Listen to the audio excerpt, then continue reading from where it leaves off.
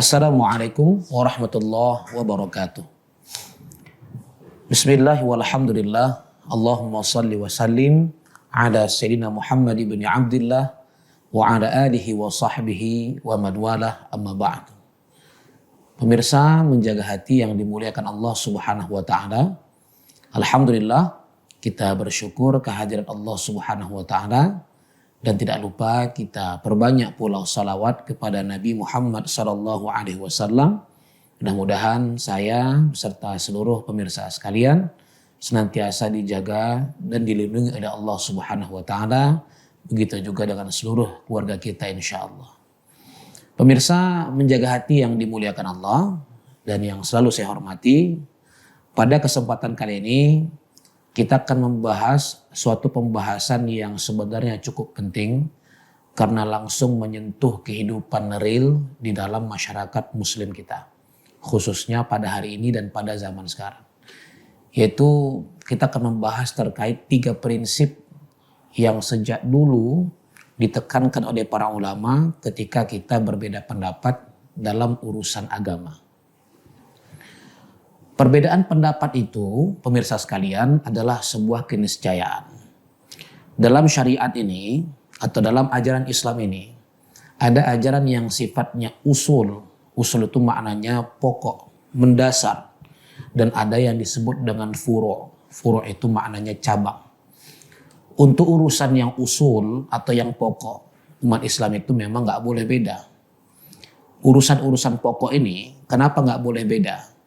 Karena di dalam Al-Quran, urusan yang sifatnya pokok, mendasar, itu dijelaskan dan sangat gamblang oleh Al-Quran sehingga tidak memunculkan interpretasi, tidak memunculkan multitafsir. Bahkan orang awam pun bisa mudah paham. Contoh misalnya ketika Al-Quran mengharamkan memakan babi. Jelas itu, nggak usah dicari penafsiran lain babi yang seperti apa yang haram. Ketika Al-Quran melarang orang untuk mendekati khamar. Ketika Rasulullah menyatakan khamar itu haram, qaliluhu au kathiruh, baik sedikit ataupun banyak itu haram. Ini enggak multitafsir lagi. Bahkan tidak butuh kepada penjelasan panjang para ulama untuk tahu itu haram. Nah, ini perkara usul. Ya, di mana semua orang Islam itu ya harus sepakat. Enggak boleh ada yang beda pendapat. Sama halnya seperti keharaman perzinahan gitu. Enggak usah dicari dalil ya, gimana caranya supaya perzinahan itu jadi halal, enggak bisa. Karena keharaman zina itu dalam Al-Quran sangat jelas. Bahkan di dalam hadis lebih detail lagi bagaimana Rasulullah menjelaskan hukuman bagi para pezina dan sebagainya. Kemudian keharaman terkait mensyirikkan Allah Subhanahu wa taala, ya itu semua jelas dan sangat detail. Tentang keesaan Allah semua sangat detail. Ini disebut dengan perkara usul. Nah, perkara usul ini karena saking jelasnya penjelasan Allah dalam Al-Quran dan saking detailnya penjelasan Nabi SAW di dalam hadis, maka tidak boleh ada perbedaan pendapat.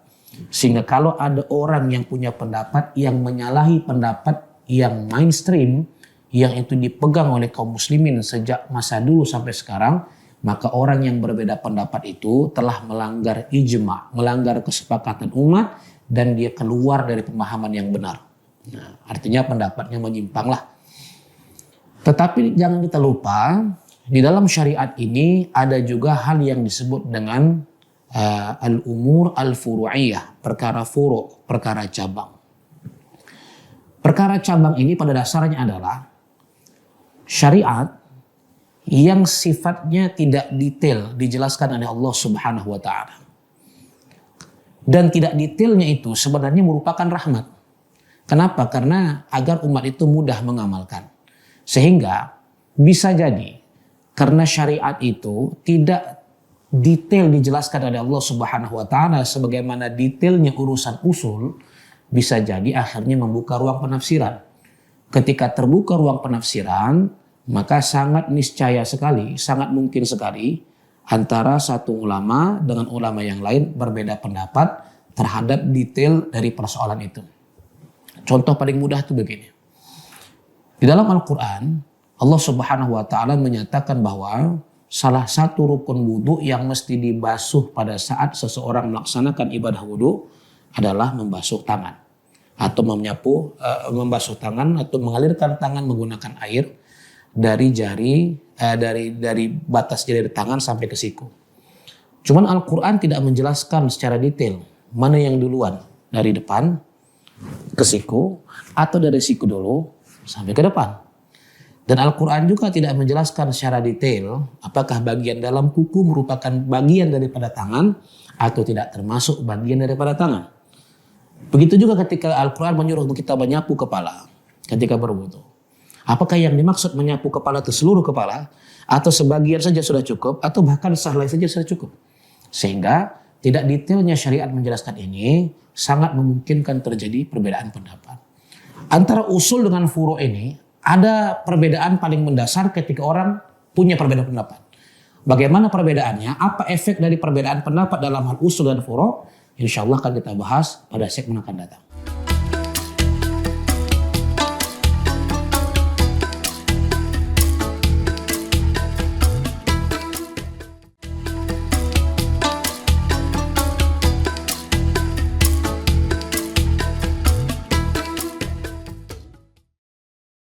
Pemirsa menjaga hati yang dimuliakan Allah Subhanahu wa taala.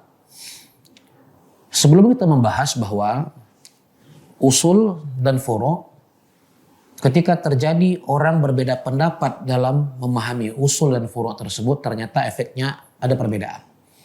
Usul tidak boleh ada perbedaan pendapat.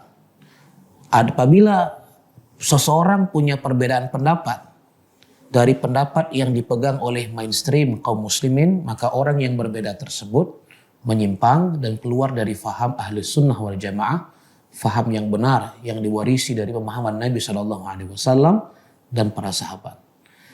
Tetapi kalau urusan furu', urusan cabang yang sifatnya di mana syariat tidak detail dalam menjelaskan suatu syariat, memang syariat mengizinkan kaum muslimin, khususnya para ulama, untuk punya perbedaan pendapat. Sebagaimana misal dalam Al-Quran, Allah Subhanahu wa taala menyatakan di antara penyebab batalnya wudhu seorang laki-laki itu adalah aula mastumun nisa, jika kalian menyentuh wanita. Tapi apa yang dimaksud dengan menyentuh di sini? Syariat tidak menjelaskannya secara detail. Bukan karena syariat tidak peduli masalah ini, tapi justru itu merupakan rahmat dari Allah Subhanahu wa taala. Karena nanti kalau ibadah itu terlalu detail, Allah Subhanahu wa taala atur, nanti akan merepotkan manusia sendiri. Sebagai contoh misalnya ketika Nabi SAW pernah berkhutbah dan menyatakan kepada para sahabat agar hendaklah kalian berhaji mengunjungi Baitullah. Lalu ada seorang sahabat bertanya, "Akulla amin ya Rasulullah." Kira-kira apakah kami itu perlu berhaji setiap tahun? Apa kata Nabi? Kalau nanti ku bilang iya, kalian yang repot sendiri.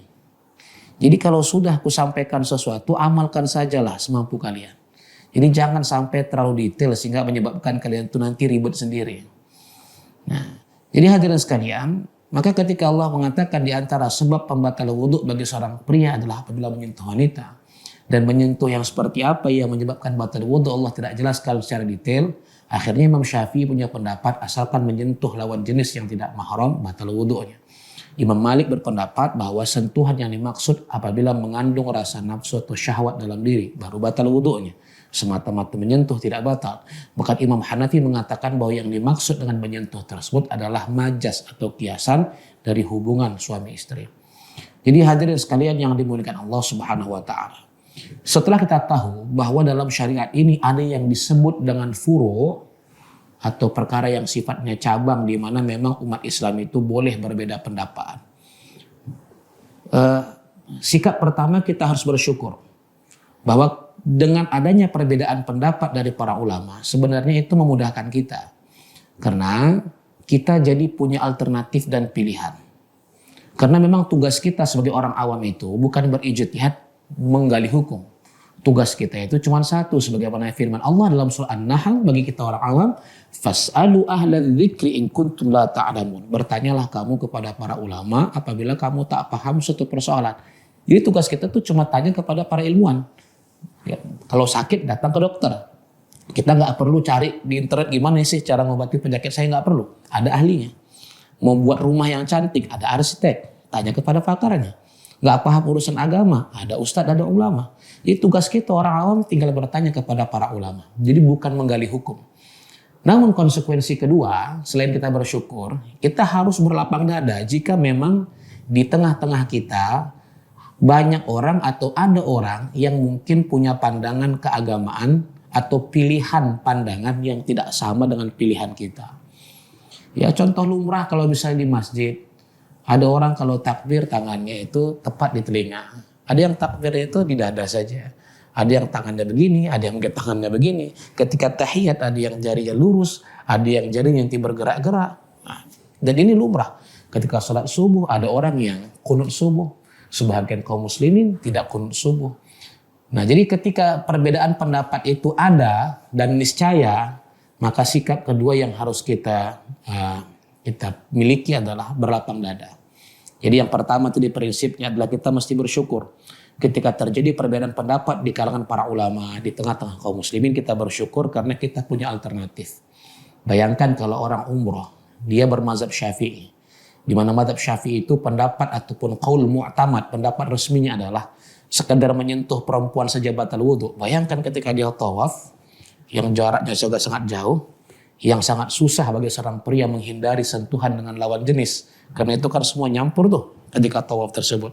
Dan kalau sempat dia berpegang dengan pandangan yang kuat dalam mazhab Syafi'i, di mana sentuhan itu membatalkan wudhu, dan dia harus keluar ke tempat wudhu yang jaraknya juga sangat jauh di atas 300 meter. Dia harus balik lagi dan nanti terulang kembali pada putaran kedua, terulang pada putaran ketiga. Betapa repotnya lah urusan kita ketika di sana. Nah, terus bagaimana seharusnya sikap kita ketika kita menghadapi perbedaan pandangan tengah-tengah masyarakat? Nanti insya Allah akan kita sambung pada segmen selanjutnya.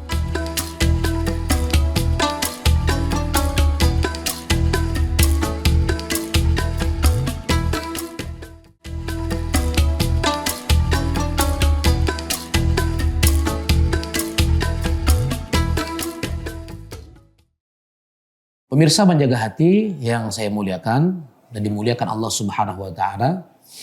Pada segmen sebelumnya kita sudah membahas bahwa dua prinsip yang harus kita punya ketika adanya perbedaan pendapat dalam keagamaan di tengah-tengah masyarakat. Yang pertama tadi adalah kita mesti bersyukur karena akhirnya kita punya alternatif dalam kehidupan dan menjalankan keagamaan kita sehari-hari.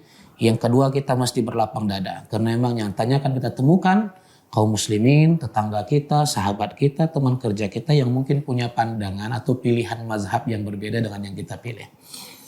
Yang ketiga, prinsip yang harus kita pegang itu adalah ada istilah dalam bahasa Arab yang berbunyi adamul ilmi bisyai' la yadullu ala adami. Kalau kita nggak tahu sesuatu itu ada, bukan berarti sesuatu itu nggak ada. Artinya apa? Jangan mudah menjudge, jangan mudah menganggap orang itu sesat, jangan mudah menganggap orang itu menyimpang. Hanya karena mungkin dia punya pandangan yang kita nggak ngerti dasar hukumnya. Kadang-kadang begini, ada orang dia menuduh orang menyimpang, menuduh orang sesat, menuduh orang bid'ah dan segala macam. Bukan karena orang tersebut beneran sesat. Ada orang kadang suka menuduh kita begitu karena dia nggak tahu dalil ataupun dasar kenapa kita mengamalkan hal yang seperti itu. Sebagai contoh, ada satu kejadian atau peristiwa yang pribadi saya alami. Ketika waktu itu ada seseorang yang meninggal dunia. Lalu sebagaimana tradisi masyarakat sekitar kita, sebelum masyarakat berangkat dari kubur, meninggalkan mayit di kuburan, biasanya ada yang membacakan talqin, ya membacakan kalimat-kalimat thayyibah lah, seperti tasbih, tahlil, la ilaha illallah dan sebagainya. Lalu keluarganya protes agar tak dibacakan karena menganggap perbuatan itu sesat, menyimpang, bid'ah, karang-karangan orang sekarang dan sebagainya. Nah, cuman karena itu kuburan tidak mungkin kita berdebat di situ. Tapi akhirnya ya, setelah peristiwa itu kita duduk kembali dengan keluarga. Kita ceritakan bahwa perbuatan di mana seseorang membacakan zikir di atas kuburan setelah orang tersebut dikuburkan. Itu ternyata ada dalam hadis, dalam banyak riwayat ditemukan. Di antaranya bisa ditemukan dalam kitab Musnad Ahmad ibn Hanbal dengan status sanad yang hasan, diriwayatkan oleh Al-Imam Ahmad ibn Hanbal rahimahullahu ta'ala, di mana kata para sahabat, ketika ada seorang sahabat yang mulia meninggal di Madinah, ketika Nabi SAW setelah selesai menguburkan, Nabi nggak langsung beranjak pulang. Nabi duduk. Fasabbaha Rasulullah sallallahu alaihi wasallam fasabbahna tawilan. Bukan cuma duduk, Nabi baca tasbih dan lama ternyata. Dan kebiasaan sahabat itu, ya, ketika Nabi itu membaca suatu zikir, mereka ikut. Kami pikir baca tasbihnya sebentar, kata para sahabat. Ternyata Rasulullah itu tasbihnya lama. Setelah tasbih selesai, dikira para sahabat itu sudah selesai pula. Ternyata tidak, Rasulullah menyambung dengan bacaan-bacaan yang lain. Akhirnya setelah selesai bacaan-bacaan di atas kuburan itu, zikir-zikirnya sudah selesai, mereka tanya kepada Rasulullah, lima sabbah tawilan ya Rasulullah. Kenapa tadi kau baca tasbihnya lama di atas kubur, baca zikir ini lama di atas kubur? Apa sebab? Apa kata Rasulullah sallallahu alaihi wasallam? Faqad tadayyaqa ala hadzal 'abd salih qabru. Awalnya tadi saya mau pulang, cuman Allah perlihatkan visualisasi di hadapan saya bahwa kuburan sahabatku yang mulia ini itu menyempit. Padahal itu sahabat yang soleh, sahabat yang soleh. Namanya Sa'ad bin Mu'az, sahabat Nabi yang sangat terhormat.